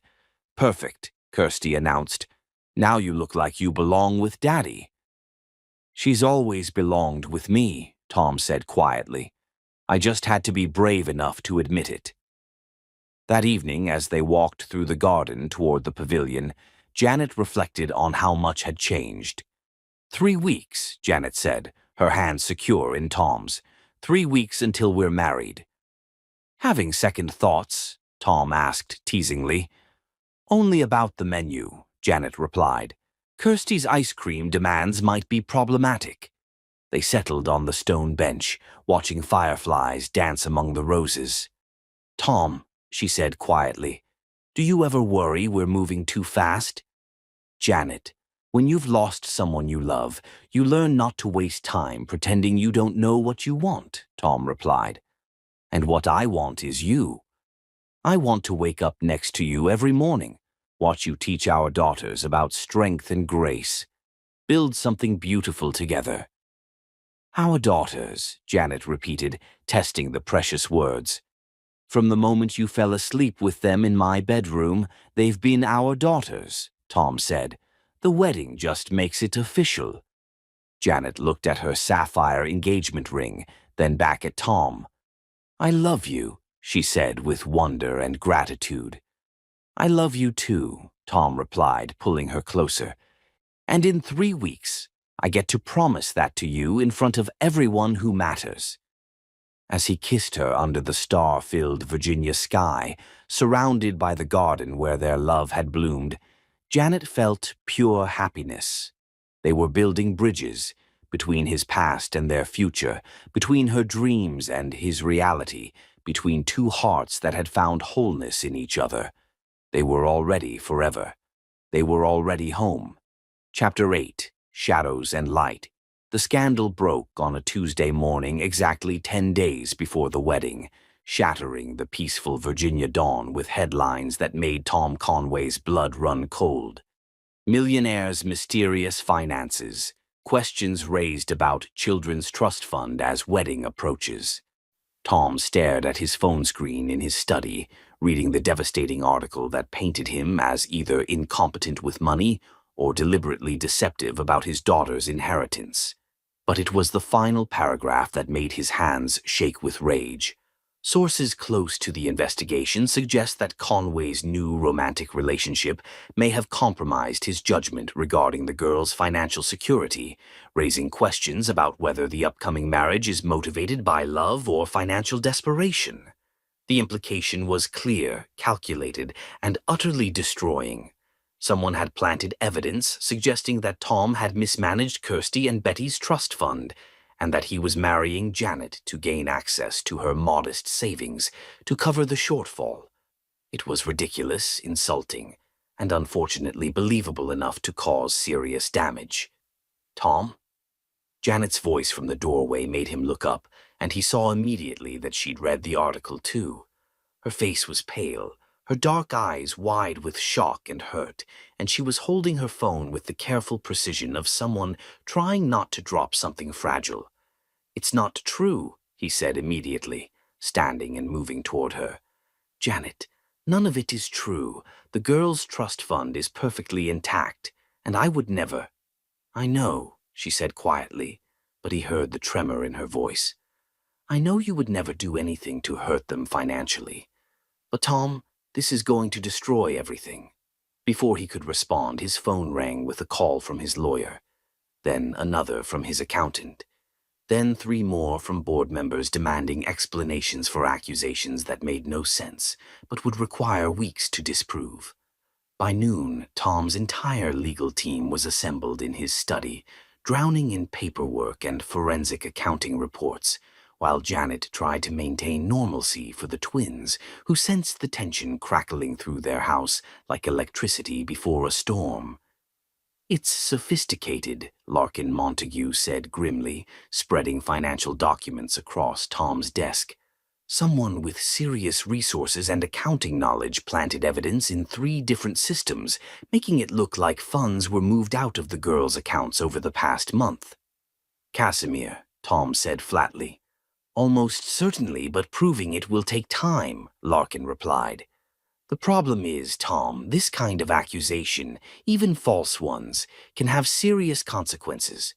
Child Protective Services is required to investigate any claims of financial abuse involving minors. The words hit Tom like a physical blow. They could take the girls. Temporarily, until this is resolved, Larkin said gently. I'm doing everything I can to prevent that, But if they find any irregularities, even ones that are eventually explained, how long? Tom asked, his voice rough. Weeks, maybe months. Tom sank into his chair, the weight of potential loss crushing down on him like a landslide. Just when he'd found happiness again, just when his family had healed and his future looked bright, someone was threatening to tear it all away. There's something else, Larkin said reluctantly. The story is suggesting that Ms. Foster might be complicit in the alleged embezzlement. As your fiancée, she could be seen as having financial motivation to— Stop, Tom said sharply. Don't even finish that sentence. But the damage was already done. Through the study window, Tom could see photographers gathering at his estate gates, drawn by the scent of scandal involving a wealthy widower, his mysterious nanny-turned-fiancé, and questions about missing money.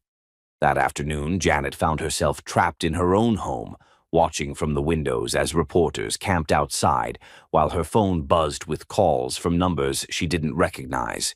The headlines were getting worse. Gold digger or true love, and from nanny to heiress, the convenient romance of Janet Foster. Janet?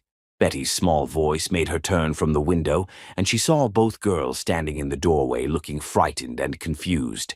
Why are there so many people outside? Kirsty asked. And why did Daddy look so mad when he was talking to the police? Janet's heart clenched. The twins didn't understand what was happening, only that their peaceful world had suddenly become dangerous and uncertain. Sometimes, Janet said carefully, kneeling to their level, people make up stories about families they don't know. It's not nice, but it happens. Are the stories about us? Betty asked, her thumb finding its way to her mouth, a stress response that had disappeared months ago but was returning under pressure. They're made-up stories, Janet assured them, but they might make things confusing for a while. Are you still going to marry Daddy? Kirsty asked, her 6-year-old directness cutting straight to the heart of what Janet had been trying not to think about. I dot. Janet began, then stopped, because she honestly didn't know the answer anymore. That evening, after the twins were finally asleep, and the last reporter had been escorted off the property by security, Tom found Janet in the library packing books into boxes with mechanical precision. "What are you doing?" he asked, though the answer was obvious and devastating. "I'm leaving," Janet said without looking up. "I'm going to stay with Roxalana until this is resolved." "Janet, no," Tom said, moving to take the books from her hands. "Running away won't solve anything." "I'm not running away," she replied, finally meeting his eyes. "I'm protecting your family. As long as I'm here, they can use our relationship against you. They can question your judgment, suggest that I'm influencing your decisions about the girls' money, paint me as some kind of manipulative—" "They can say whatever they want," Tom interrupted. "I don't care about their opinions." "You should care," Janet said quietly. "Because if this goes to court, if Child Protective Services decides that the girls aren't safe here, my presence will only make things worse.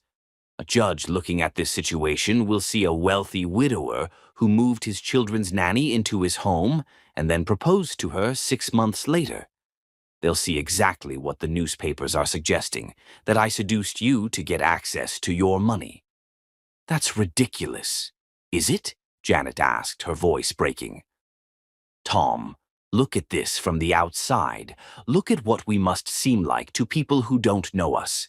A grieving millionaire, a working-class nanny, a whirlwind romance that coincides with financial irregularities. I don't care what it looks like to other people," Tom said firmly. "I care about what it is. And what it is love. Pure, honest, healing love." "Love isn't always enough," Janet whispered, tears starting to slide down her cheeks. "Sometimes love means protecting the people you care about, even if it breaks your heart."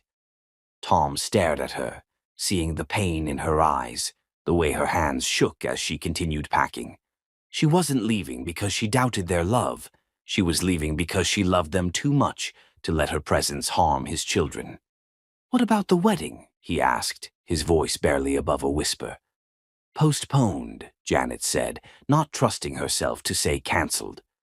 "Until all of this is resolved, until your family is safe, until—" "Until when?" Tom demanded. "Until some stranger decides we're allowed to love each other? Until society gives us permission to be happy?" "Until your daughters are secure," Janet said firmly. "Tom, if there's even a chance that being with me could result in Kirsty and Betty being taken away from you, then I won't be with you. I can't live with that risk." She moved toward the door, carrying the box of books, but Tom caught her arm gently. "Janet, please," he said, his voice raw with desperation. "We can fight this together. We can prove that the accusations are false, show them that what we have is real." "By the time we prove anything, the damage might already be done," Janet replied. "I won't be the reason your children get hurt. I won't be the weakness they use against you." "You're not a weakness," Tom said fiercely. "You're the strongest person I know. You're the reason my daughters learn to trust again, the reason they remember how to laugh, the reason they believe in happy endings." "Then let me give them one more gift," Janet said, standing on her tiptoes to press a soft kiss to his cheek. "Let me give them the gift of keeping their father safe from people who would use love as a weapon." As she walked away, Tom stood alone in the library where their love story had begun, surrounded by empty shelves and the echo of what might have been. Outside, the photographers were finally gone, but the damage was done. The headlines would continue, the investigation would drag on, and the woman he loved was sacrificing her own happiness to protect his children. For the first time since Eleanora's death, Tom Conway felt completely powerless. He'd built an empire, accumulated wealth beyond measure, commanded respect in boardrooms around the world, but none of it mattered if he couldn't protect the people he loved from those who would destroy them. That night, Tom lay awake in his study, staring at the ceiling and listening to the house settle around him. Somewhere across town, Janet was probably lying awake too, crying into Roxalana's guest room pillows and wondering if she'd made the right choice. 10 days until their wedding. 10 days that now stretched before them like an impossible chasm, filled with lawyers and investigations, and the growing possibility that love might not be enough to overcome the cruelty of those who would destroy it for sport. But as dawn broke gray and uncertain over the Virginia countryside, Tom Conway made a decision that would either save his family or destroy them completely. He was done playing defense. It was time to go on the attack. It was time to remind the world why they called him the most dangerous businessman in Virginia when someone threatened the people he loved. Casimir Aldridge had started this war, but Tom Conway was going to finish it. The shadows were deep and the light seemed far away, but somewhere in the darkness between them, hope was still fighting to survive. And Tom Conway had never lost a fight that mattered this much. Chapter 9. The Gathering Storm. 5 days before what should have been their wedding day, Tom Conway stood on the courthouse steps in Richmond, flanked by enough lawyers to intimidate a small nation, and declared war on everyone who had dared to threaten his family, including the woman he loved, who was standing 50 feet away pretending she didn't know him. "The accusations against me are not just false," Tom said into the cluster of microphones, his voice carrying the cold authority that had made him legendary among Virginia's landed gentry. "They are maliciously fabricated lies designed to destroy my family and prevent my marriage to a woman whose only crime was loving my children enough to heal them." In the crowd, Janet felt her heart stop as Tom's eyes found hers across the sea of reporters and curiosity seekers. He looked magnificent and terrifying. Every inch the powerful man who had built an empire from nothing and would burn the world down to protect what mattered to him. "I have spent the last 5 days assembling evidence that will not only prove my innocence," Tom continued, "but will expose the true criminals who orchestrated this attack. By tomorrow evening, you will know exactly who tried to steal from my children and why." The promise in his voice was dark and absolute, and Janet shivered despite the warm September afternoon. She thought leaving him would protect his family, but watching him now, she realized she'd underestimated the lengths Tom Conway would go to when someone threatened the people he loved. After the press conference, Janet hurried to her car, desperate to escape before Tom could corner her for a conversation she wasn't strong enough to have. But as her hand touched the door handle, a familiar voice stopped her cold. "Running away again, Miss Foster." She turned to find Casimir Aldridge standing behind her, his pale eyes gleaming with malicious satisfaction and his expensive suit making him look like a predator in gentleman's clothing. "Mr. Aldridge," she said carefully, every instinct screaming danger. "I have to admit, I'm impressed," he continued, moving closer with the confidence of a man who believed he held all the cards. "Sacrificing your own happiness to protect Conway's reputation. How beautifully tragic." "I don't know what you're talking about," Janet replied, though her heart was hammering against her ribs. "Of course you don't," Casimir said with a smile that made her skin crawl. "Just like you don't know that all of this could disappear tomorrow. The investigation, the headlines, the threat to those precious little girls, all of it gone with one simple phone call." Despite herself, Janet felt a flicker of hope. "What do you want?" "Nothing too complicated," Casimir replied, his tone conversational. "I want you to convince Conway to sell me his estate holdings at a reasonable price. I want you to disappear from their lives permanently. And I want you to do both of those things before his little press conference tomorrow can do any real damage to my reputation." "And if I refuse?" Casimir's smile widened, showing too many teeth. "Then things get much worse for everyone. The financial irregularities become criminal charges. The custody investigation becomes removal proceedings. Conway's estate partners lose confidence, and his holdings crumble. And those two little girls spend their formative years in foster care, while their father fights legal battles he can't win." The threat was delivered with such casual cruelty that Janet felt sick.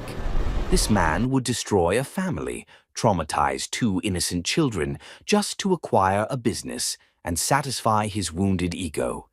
"You're evil," she whispered. "I'm practical," Casimir corrected. "Conway took something from me years ago, a business deal, a woman I wanted, the respect I deserved. Now I'm taking something from him. The only question is whether you're going to help me minimize the collateral damage or force me to destroy everything he loves." Before Janet could respond, a hand closed gently on her shoulder, and she turned to find Tom behind her, his face a mask of cold fury that made Casimir take an involuntary step backward. "I believe," Tom said quietly, "that Ms. Foster has heard enough of your threats." "Conway," Casimir said, trying to recover his composure, "I was just having a friendly conversation with your former fiancé about how you fabricated evidence to frame me for embezzlement," Tom interrupted, his voice carrying deadly calm. "About how you've been embezzling from your own charity for 3 years, about how you tried to blackmail the woman I love into convincing me to hand over my company." Casimir's face went white. "You can't prove any of that." "Actually," said a new voice, "he can." They all turned to see Larkin Montague approaching with a briefcase and the satisfied expression of a lawyer who'd just won the case of his career. "Casimir Aldridge," Larkin said formally, "you're under arrest for embezzlement, fraud, and attempted extortion.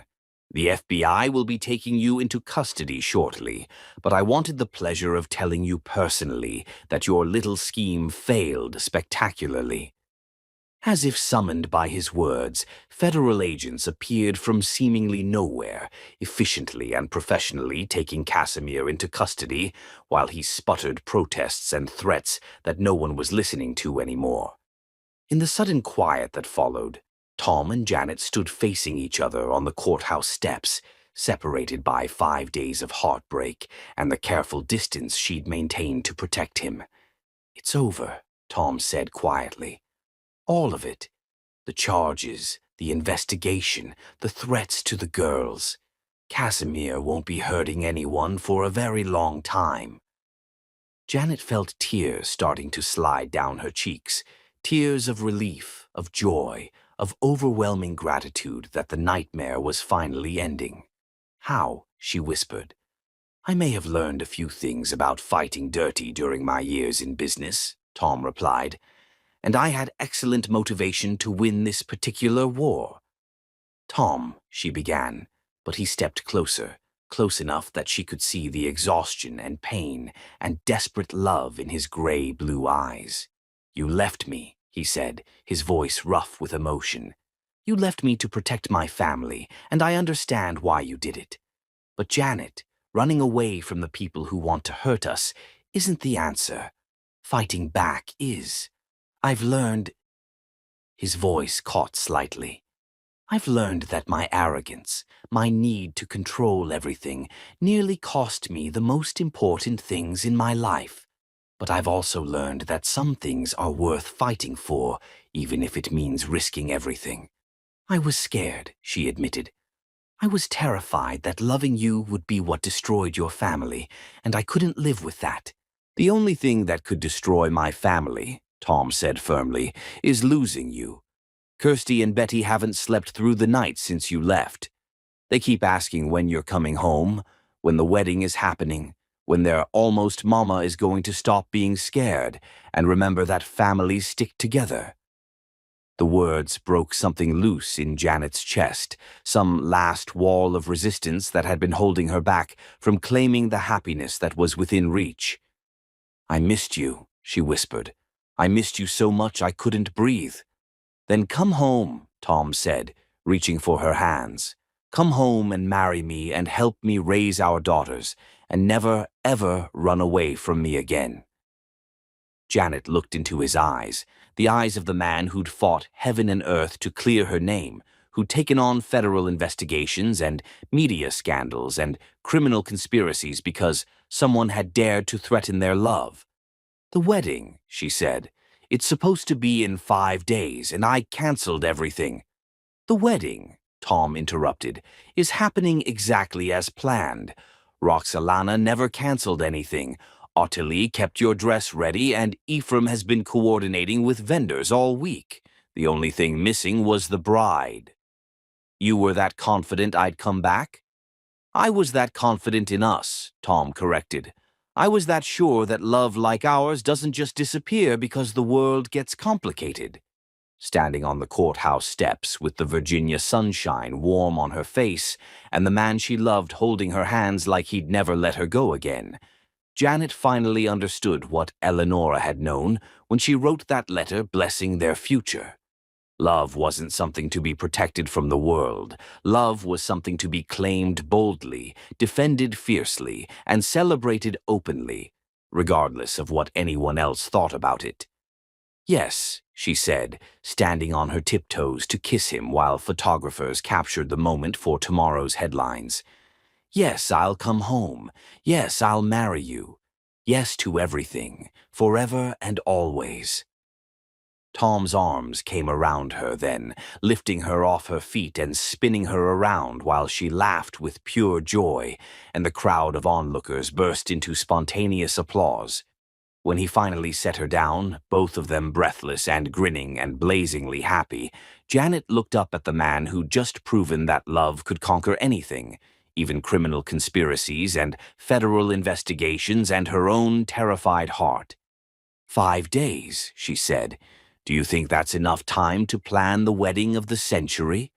"Sweetheart," Tom said, his smile bright enough to power the entire city. "I've been planning our forever since the day I found you sleeping with my daughters in my bed. 5 days is just the countdown to the beginning of the rest of our lives." as they walked down the courthouse steps hand in hand toward the car that would take them home to two little girls who were probably watching from the windows and planning their flower girl entrances. Janet felt the last shadows lift from her heart. The storm had passed. The gathering darkness had been defeated by love and determination, and the simple truth that some things were worth fighting for. In 5 days, she would walk down an aisle covered in rose petals toward the man who'd proven that happily ever after wasn't just possible, it was inevitable for those brave enough to claim it. The gathering storm was over. Now it was time for the sunshine. Chapter 10, Forever Begins.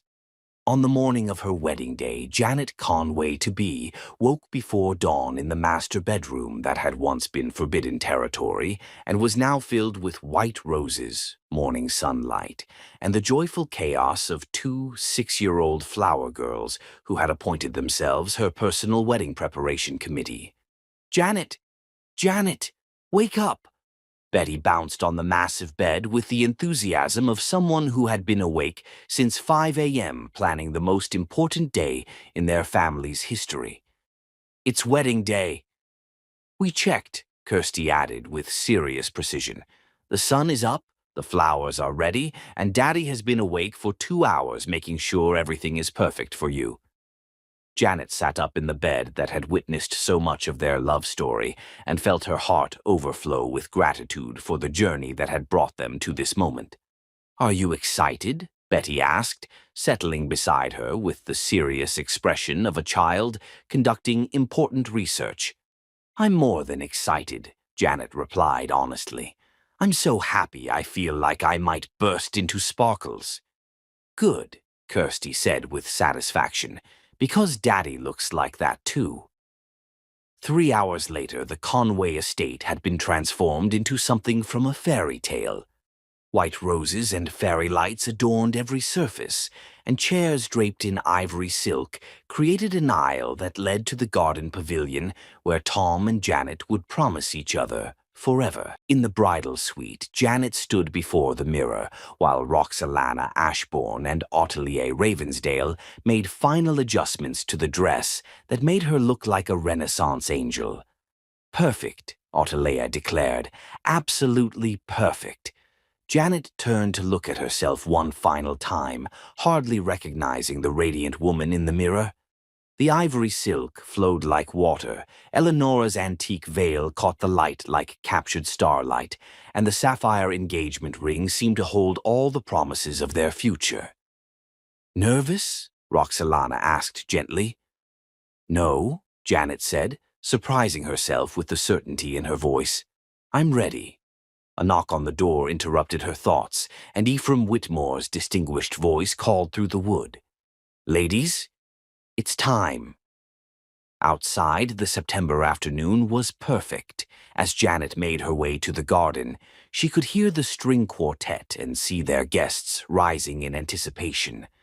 But when she reached the beginning of the rose-petal-strewn aisle, everything else faded except the man waiting for her at the pavilion. Tom stood beneath an arch of white roses and fairy lights, wearing a charcoal-gray suit that made his eyes look like storm clouds and his smile like sunshine. When he saw her, his face lit up with pure, overwhelming love. "Ready, Janet?" Ephraim asked gently, offering her his arm. "Ready," she replied, her eyes never leaving Tom's face. The procession began with Kirsty and Betty, both wearing white dresses with rose-colored sashes and carrying baskets of rose petals that they scattered with serious concentration. They looked like tiny angels. Then came Janet, walking slowly down the aisle, her entire focus on Tom's face, the way his eyes filled with tears when he saw her, the way his smile grew brighter with every step. When she finally reached him, when Ephraim placed her hand in Tom's, the world narrowed to just the two of them. "Hi," Tom whispered, his voice rough with emotion. "Hi," Janet whispered back, her heart so full of love she could barely speak. Dr. Sophrona Beauchamp began the ceremony with words about love and commitment, But Janet was lost in Tom's eyes, in the absolute rightness of this moment. Tom and Janet have chosen to write their own vows, Dr. Beauchamp announced. Tom went first, his hands trembling slightly as he looked into Janet's eyes. "Janet," he began, his voice carrying clearly across the garden, "6 months ago, you walked into my broken family and gave us back our lives. You taught my daughters that love doesn't always end in loss. You showed me that healing was possible." His voice broke slightly and he paused while Janet squeezed his hands encouragingly. "I promise to cherish every morning I wake up beside you, every evening we spend with our daughters, every ordinary moment that makes up an extraordinary life. I promise to choose you every day, in every storm, for all the days of my life.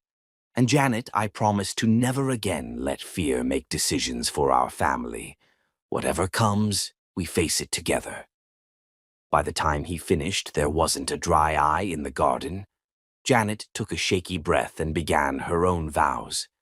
"Tom," she said, her hands steady in his, "you gave me something I thought I'd lost forever, the belief that love could heal instead of hurt.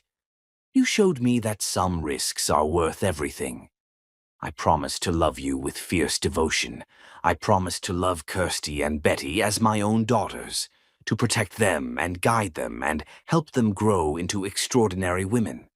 I promise to choose courage over fear, love over safety, us over anything the world tries to put between us. And Tom, I promise to never run away from you again. Whatever storms come, we weather them together." Dr. Beauchamp was about to pronounce them husband and wife when Kirsty stepped forward with the serious expression of a child who had something very important to say. "Wait," she announced, "Janet has to promise to be our mama too." The unplanned interruption was perfect, a reminder that this wedding was creating a family. Janet knelt down to Kirsty and Betty's level, taking their small hands in hers. "Kirsty and Betty Conway," she said solemnly, "I promise to be your mama in every way that matters. I promise to love you, protect you, and celebrate every single day of your beautiful lives." "Do you promise to make pancakes on Sundays?" Betty asked seriously. "I promise to make pancakes on Sundays," Janet agreed with a laugh. "Do you promise to love Daddy forever and ever?" they asked together. "I promise to love Daddy forever and ever," Janet said, looking up at Tom with eyes bright with tears and joy. "Good," Kirsty said with satisfaction. "Now you can get married." "By the power vested in me," Dr. Beauchamp said with a radiant smile, "I now pronounce you husband and wife. Tom, you may kiss your bride." Tom's hands came up to frame Janet's face, his thumbs wiping away her tears of joy. "Hello, Mrs. Conway," he whispered. "Hello, Mr. Conway," she whispered back. And then he kissed her, soft and perfect, while their guests cheered and rose petals fell like blessings, and 2 little girls bounced with excitement. When they finally broke apart, Tom and Janet turned to face their family and friends as husband and wife, with Kirsty and Betty racing to hug them in a tangle of white dresses and pure joy. "We did it," Tom murmured against Janet's ear. "We're really married." "We're really a family," Janet corrected. The reception was filled with dancing and laughter and toasts that made everyone cry happy tears. Tom and Janet's first dance was to "At Last" by Etta James, and when Tom spun Janet around the dance floor, even the most cynical guests had to admit they were witnessing something magical. But the moment that would live in everyone's memory came during the father-daughter dance, when Tom called Janet and Kirsty to join him and Betty on the dance floor. "This is a family dance," he announced, "because that's what we are now, a family." As they swayed together to "Beautiful Boy" by John Lennon, Tom with one daughter in his arms and Janet with the other, they looked like the very definition of happily ever after. Later that night, after the last guest had gone home and the twins were finally asleep, Tom and Janet stood in the garden pavilion where so much of their love story had unfolded. Janet was still wearing her wedding dress, and Tom had loosened his tie. "So," Tom said, pulling her into his arms, "how does it feel to be Mrs. Conway?" "Perfect," Janet replied without hesitation. "It feels absolutely perfect." They swayed together in the moonlight, no music except the night sounds of their estate. "I love you, Janet Conway," Tom murmured against her hair. "I love you too, Tom Conway," she replied. "And I love our daughters and our life, and this beautiful story we get to keep writing together." "Speaking of stories," Tom said with a smile that made her heart skip, "I have one more surprise." He pulled a small wrapped package from his jacket pocket, and when Janet opened it, she found a leather-bound journal with their wedding date embossed on the cover. "For recording all our adventures," he explained, "starting with today and going on for the next 50 years or so." Janet opened the journal to find that Tom had already written on the first page, September 15th, the day Janet Foster became Janet Conway and turned our house into a home, our healing into wholeness, our family into forever. "Today was perfect," Janet said, closing the journal and holding it close to her heart. "But you know what the best part was?" "What?" "Knowing that it's just the beginning," she said, standing on her tiptoes to kiss him under the stars. "Knowing that we get to wake up tomorrow and choose each other all over again." "Every day," Tom agreed, his arms tightening around her. "For the rest of our lives." As they walked back to the house, hand in hand, toward the master bedroom they would now share, toward the future they would build together, Janet felt the last piece of her heart click into place. She had found her forever. She had found her family. She had found her home. And in a house filled with sleeping children and fairy lights and the lingering scent of roses, Mr. and Mrs. Conway began the rest of their beautiful love story. Forever had finally begun. The end.